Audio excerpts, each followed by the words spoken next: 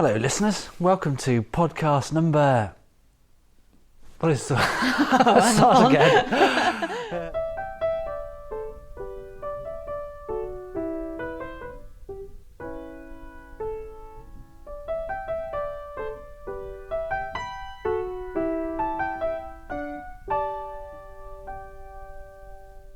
Hello, listeners. Welcome to podcast number 75, would you believe? And today I'm joined by Rachel. Hello, everyone. Heather's not here. Where is Heather? No. Where's Heather gone? No, Rach? Heather, it's quite a funny story. Hev has gone to the Class factory in Germany to see combines and tractors being made, Right. which she'll absolutely love it because she loves factories. But the funny story is, Farmer Phil has always wanted to go and never got the invite. But who gets the invite? Hev from Wiggly Wigglers. Yeah. So that's where she is today. So, of course, Phil's gone along as well. He'll be like a little boy in a sweet shop. Oh, yes, he will. Seen all these Absolutely. He'll be there. Combine harvesters. Oh, you'll be over the moon. Absolutely over the moon. But before I came up, I just did a quick little recce on the internet to see what he could have for his money. Right. And just a quick one for you, this is. Yeah. I found a Class Lexon 580 combine. The output of it is 1 kilo of carpet fibres, Axminster carpet fibres, per square metre of carpet. And he can have it fully boxed for £12 on eBay. Isn't that great? Superb. So what's he bothering to go there for? Yeah. I've got no idea why he'd want to go there anyway. He But, can even get a tractor, a Class tractor afterwards, to bale up the carpet fibres. Yeah. So there. Excellent. Yeah. So they're away. So when are they coming back? They're due to be back Thursday evening. So we've got the runner house tonight. Did you manage to get all the party invitations out? Yeah, got the party invitations out. Sam's getting all the beer in tonight. Yeah. She'll have Monty in bed out the way and then party on. So are we all responsible for cleaning up tomorrow morning, or Well, get some helpers in? I don't know really. I think we probably ought to get the jelly off the walls and Well, and the drink off the ceiling. We better not talk about what happened last time anyway. Yeah, no, definitely. Gosh. So, Rach, what have you been up to? Now, the last time you and I were talking about things, we talked about bunny burgers, didn't we, a while ago? Bunny and squirrel burgers, and then you made some lovely, lovely squirrel burgers for us, and we ate them. Robin Page, did you listen to that podcast? I did. I listened to the podcast, and they thought that they were great, didn't they, on the podcast? They did, and they were. They were truly, genuinely, I ate them, and even Michael enjoyed them as well. I think he did. They were tricky little burgers to make, they were, because getting the meat off a squirrel is quite tricky. You have to spend ages with your little knife carving away to get the little bits of meat off. And when you do, chop it all up. But I made up some breadcrumbs with some brown wholemeal bread, some spices, salt and pepper, mixed it all together, and that's all they were basically. Yeah. And they loved them. They did. They were very nice. Heather was moaning about them repeating on her a bit, but I think she emptied a whole container of Schwartz mixed herbs on hers. Yes. And I think chances are some mixed herbs are repeating probably. rather than the burger. Yeah. Oh, there was one thing I missed out: some onions. I put some onions in them too. It was very good. I mean, I'd definitely eat them again, for sure. Yeah. And I'd definitely eat your burgers again. Oh, thanks, they were probably one of the tastiest burgers I've ever feasted on. Well, if you skin and cut the meat off next time, I'll do some more. But okay. Right. The time it took to take the meat off was... it just took ages. Brilliant.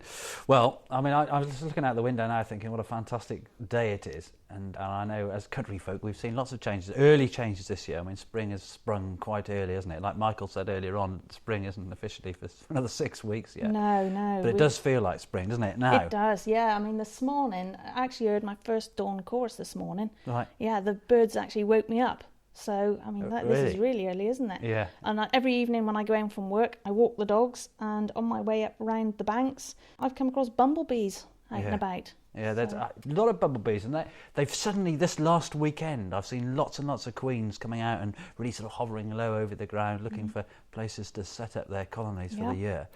But oddly, I saw a worker bumblebee on the 16th of February on some rosemary in the garden.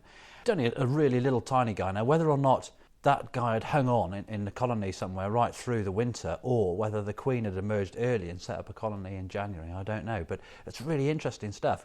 But to see a lot of queens emerge suddenly over the weekend I think it's not a bad thing as long as we don't get any hellishly cold weather. I was going to say, what happens if we get a real cold snap now? Will it upset their system, or what happens to them? It's all about fodder, really, and available forage. So as long as they've got plenty of food, and actually, if you look around the garden, there's quite a lot of stuff that's coming out and emerging now that there's a reasonable amount of pollen and nectar available for them. So hopefully they'll do okay. And I know, as I mentioned before, bumblebees are one of the luckiest insects because they're able to generate a bit of their own body heat, so they can manage to propel themselves through some of the coldest weather, even if they've emerged from hibernation. Never amazes me when I look at them every year. It's such a fantastic thing to see them buzzing about, and you can hear them, and you're looking and you're watching them trying to get into various little plants and rosemary and bits and pieces in the garden. Yeah, we've got one particular tree that is a willow tree, and they just all seem to just hover around there, and the noise that comes from it, them buzzing and bumbling around this one tree is just amazing. It really is. Yeah, fantastic. The one thing I was going to ask you, Rach, that I didn't ask you the last time, it's only to pull that sort of face. What's it going to be, Rich? Because you've been here at Wiggly's for many, many years, haven't you? Yes. And funnily enough, I spoke to a fellow the other day. He said, Wiggly Wigglers. He said, yes, I knew those when they first started. He said, I remember seeing 2 girls set that up, didn't they? 2 girls. And he's obviously referring to you and Hev. How many years ago was that? When did you start? Well, it's difficult for me to actually put a date on it because I used to screen print logos on club and business ties. I used to do quite a few for the Royal Andaluvian Order of Buffalo Lodges. Right. And so they would have these lovely logos and I put them on the ties. Right. So I did that, and I only did it part-time. Heather said, come and work for me part-time as well. Right. So for quite a few years, I did only part-time, you see. Yeah. What was your role here then when you first started? Well, she was just at the point really of moving from Preston on Wye, the bank it was called, the house, to Lower Blakemere Farm. Right. So I suppose one of the first roles was setting up an office here at Lower Blakemere Farm and then converting one of the stables into a work area and getting the benches in there and everything. And one of the first things I can remember doing were potties. Right. And potties were basically elephant poo. And we went to Chester Zoo one evening thinking, Chester Zoo's just up the road. No problem at all. We picked my daughter up off the school bus, think we'll pop off and get some elephant poo. Oh my God, Chester Zoo was miles. And so we got there with the trailer, and elephant poo is enormous. Yeah. We come back with some elephant poo about 1 o'clock in the morning. My husband had a fit because the daughter wasn't in bed and it was school the next day.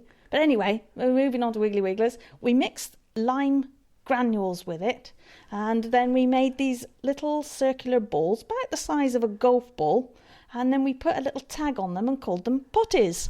And you put them in your plant pot, and as you poured water... we baked them. Right. We baked them so they were crisp and dry. Right. And this was quite difficult because some of them just fell apart when you baked them. Yeah. But anyway, the ones you had to just cook them really slowly, and then they baked dry. Right. You then put the potty in your flower pot, and every time you watered your plant, you watered over the potty, and it released the goodness into the plant. Right. That was one of the first weird things. And so you bought potties as a pack of 6. So people actually bought that crap? Elephant poo crap they bought. They were great potties. Oh, superb. Superb. So that was one of the first jobs I did at Wiggly Wigglers.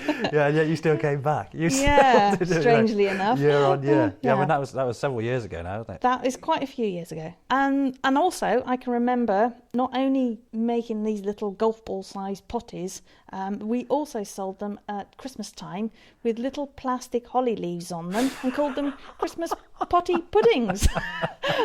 And the other thing I remember is Valentine's ones. Right. We did hearts. So we bought little cake cutters of the shape of a heart, and we made them out of those too and sent them as Valentine's Day gifts. Nice. And they went down a storm. Really? Yeah. Good Lord. What do you think if you got a heart-shaped piece of poo from your partner or husband. Great, thanks very much. They loved it. They loved it. Is this all I'm into? Oh dear. They were sent to the ones that were dumping their man or woman at this time of year, weren't they? Yeah. So I mean, I'm just hoping history is not going to repeat. Yeah. and decides to go and harvest a load more elephant dung. But it turned out the potties were very time consuming. So economically wise, I don't think potties were very good for the business. No, absolutely. But they were lovely. I suppose it set a precedent for all the weird, wonderful shenanigans that kind of go on here. Quite. But of course, you were upstairs. I mean, the first offices were up in the top of the house, weren't they, originally? They were, yes. Up in the bedroom. We converted the bedroom into an office, and we had one computer. It was probably one of the first Apple computers that came out. Wow. And we all stood and stared at the screen for ages, wondering what was going to happen. Yeah. And then... you country folk. Yeah, then we bought another. And wow, we had two. So that's the way it started off. Yeah. In Heather's bedroom. The bedroom built up to about 5 people order processing, and then we decided we'd outgrown the bedroom and we'd got to go. So down to the converted stable block we went. Yeah, absolutely. And of course that's where we are now. Yeah. It's lovely down there. It is lovely. The guys are doing a fantastic job on the new barn, aren't they? I've just walked in there. It's an oval-shaped, typical sort of corrugated, tin-roofed. It is, yeah. Barn, I don't know whether inside. I don't know whether you spoke to this about to the listeners before, but we're having a new barn converted for dispatch. They've outgrown their stables too, so they're off to a new barn here that's being converted for them, which is lovely, light and airy, so much space for all those parcels to go out from. So the new barn, apparently, so Michael's just informed us, is on the back of the new catalogue. Yep. And I think that we've got some sort of interesting new things in the new catalogue, aren't there? And there's a couple of things that people might be surprised to see. We've got some humane traps. We've got some humane traps for this catalogue, and I think you've had a word with all members of staff about how they work and what's going to happen with them. So how did that go? Well, pretty good, I think. I think there was a slight puzzlement amongst our team why we were selling things to catch animals in.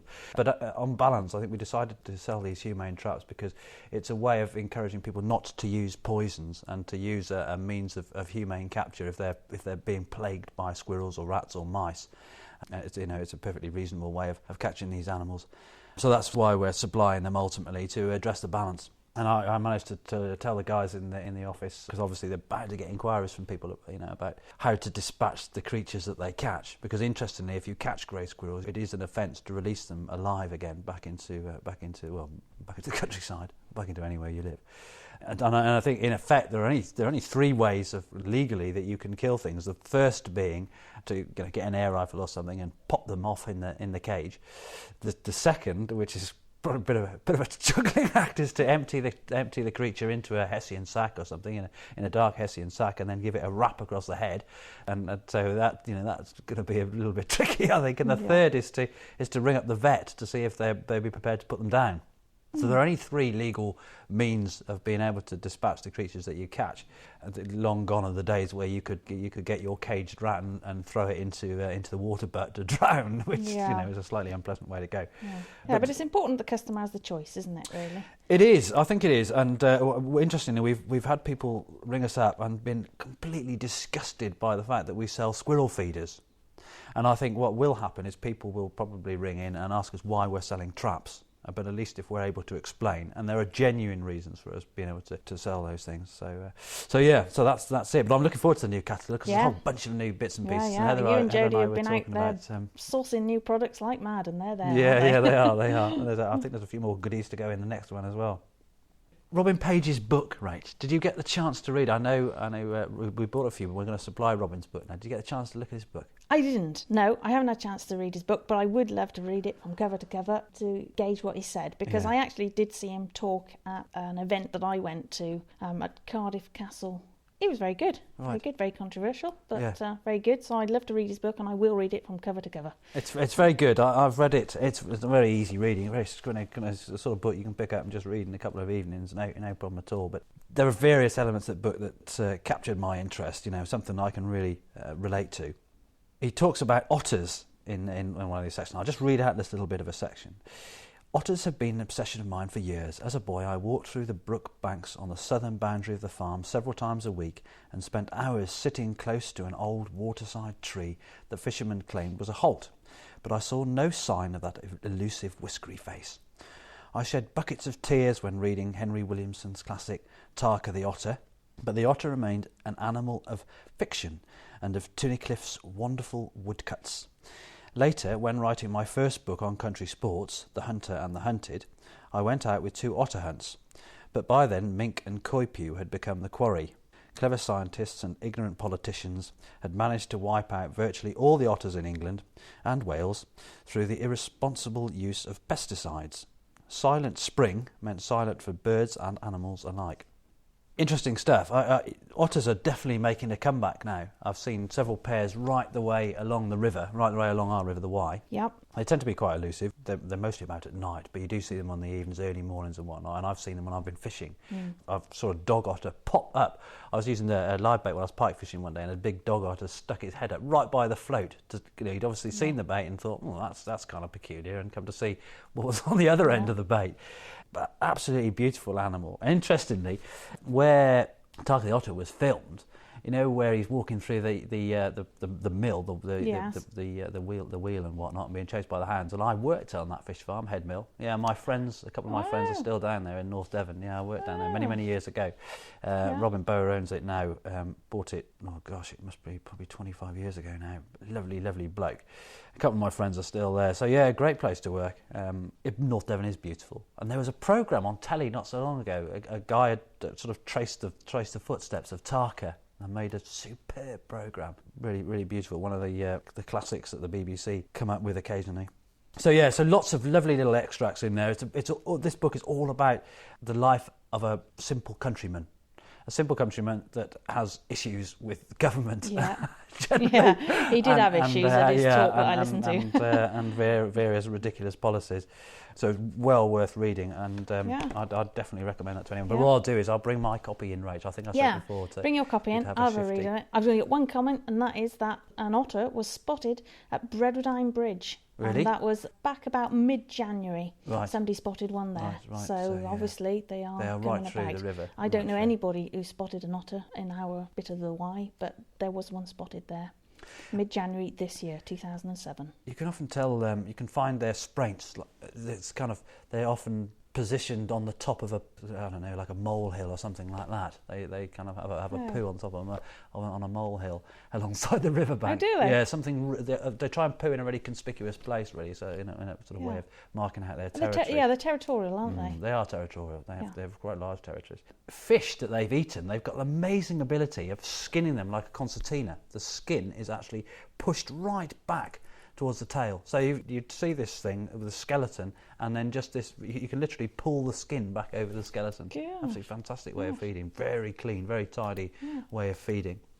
But again, they're opportunists. They'll eat all sorts of things. They'll take more hens. Are they fussy? Because the salmon are on the way up the Wye now, aren't they? So I wondered if they go for anything, or they do. They do like a nice bit of salmon. Oh, yeah, definitely.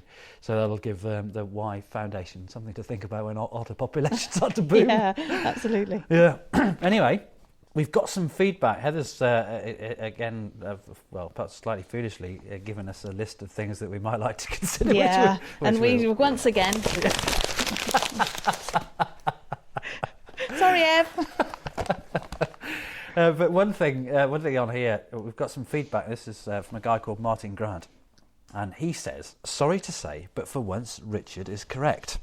Interesting way to start. You like that bit, just the bit yes, Richard is correct. That is an inaccurate introduction, I should say. Copper does deter slugs. Gardening on a heavy clay, about 220 metres above sea level, slugs have always been a problem in my garden.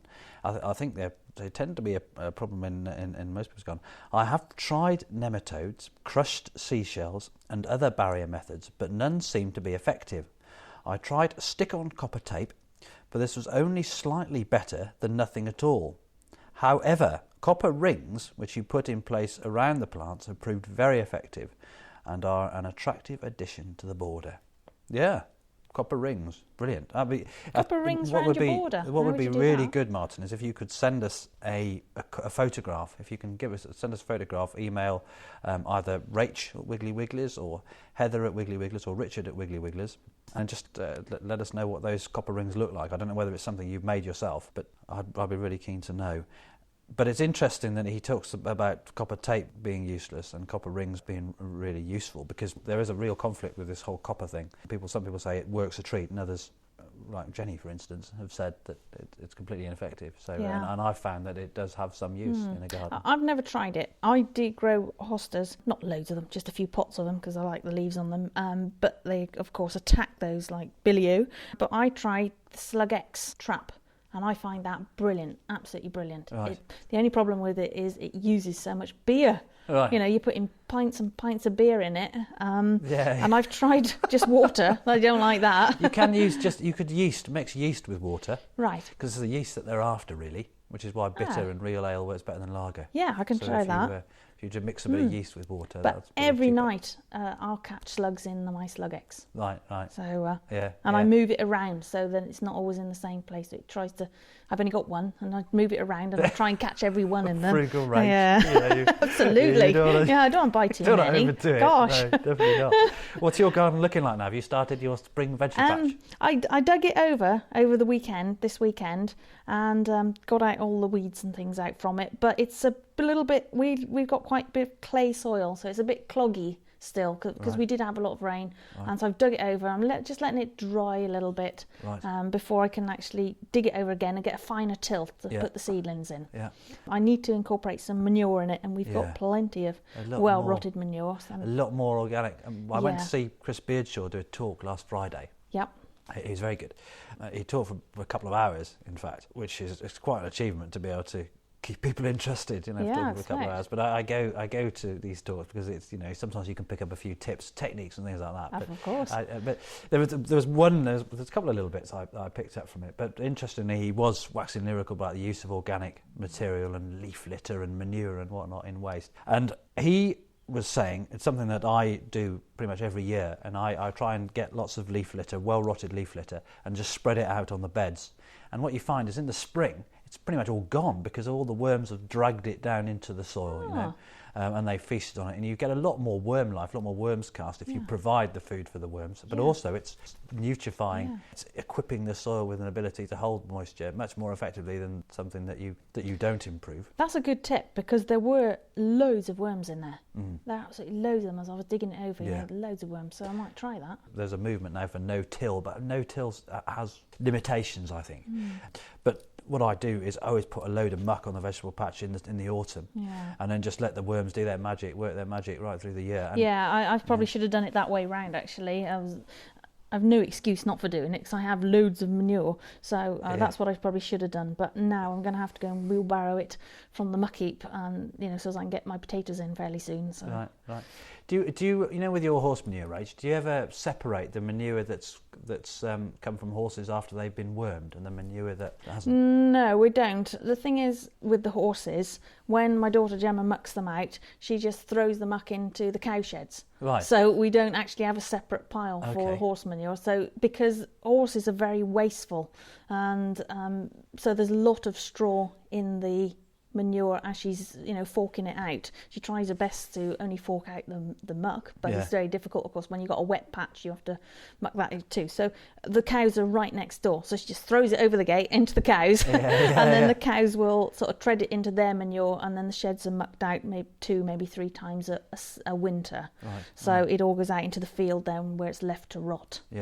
I don't really have 2 separate piles or anything like that. It's an interesting one. Some people do separate it, they'll for sort of 5 or 6 days after the worms have been the worms have been horsed, I was going to say. The horses have been wormed. They'll put their manure to one side and then use the other stuff for improving the garden and whatnot. Yeah, I think probably because it's been diluted down well with the cow manure, because when you go out in the field, there's great big piles of cow manure ready to spread on the field. So the little bit that she's putting out there is going to make no difference at all. There are pet poo converters. Have you seen those products? It's like a composter you can use. Just put all your pet poo in, your cat and your dog feces and stuff. That's kind of a fairly unpleasant thing to use. I think it probably is. I would think. But we've had a couple of inquiries recently as to why we don't supply them. But I think it's almost self-explanatory why we don't supply them. But very pleasant. In Australia, they seem particularly popular. But some people have used them, and if they've put their pet feces in there, the pet feces from an animal that's just been wormed,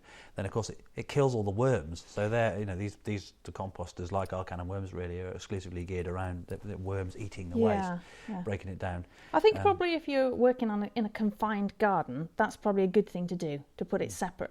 But as I've got such a vast area to mix it in with, I don't think it makes much difference at all. But right. If you have got only a small garden and you don't want to put your wormed dog poo in with your composter, I think it's probably quite a good idea to keep it separate just for that short period of time until the worm has gone through the dog. Yeah. Interesting thought. Anyway, so we'll leave that. I think I've got to get off now. I've got to go and try and finish off my job at Kingsland School. Yeah, your Kingsland School. You've been there all week. What's happening there? Well, they had a wildlife area, only relatively small. They call it a conservation area, in fact. And it was an area that was completely overgrown, very dark, very little life there. In fact, they had some ridiculously huge ornamental trees that were excluding all the light and all the other life as a consequence. So I've moved things around, but it looks. The head came out to me yesterday and said, Richard, you're absolutely fantastic. So I thought, I must have done something right. More Rich appraisal, hooray! So that's always good. That's something I don't get here. So oh, Rich, we should dedicate the podcast to you. Not I'm fishing for compliments. No.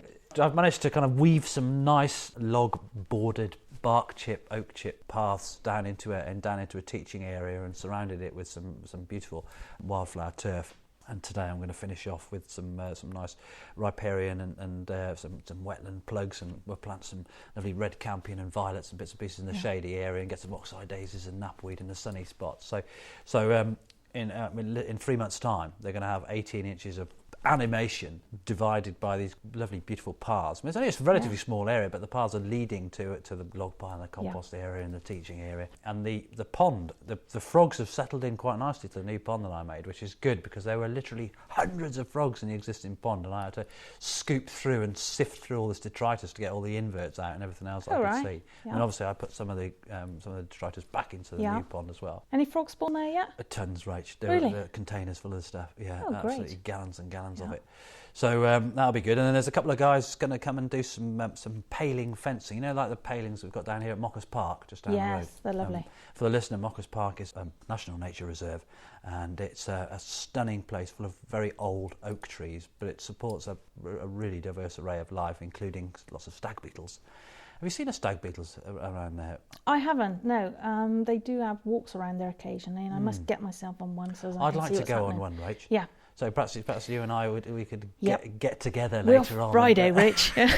We'll find out when it is, and we'll go for a walk in the woods. That would be cool. Okay. Something to look forward to. Excellent. Okay. So what have you got on for the rest of today? The rest of today, we are chock-a-block today with orders for sorting out orders of bouquets for Mother's Day. We've been inundated with orders, and we can't take any more, unfortunately.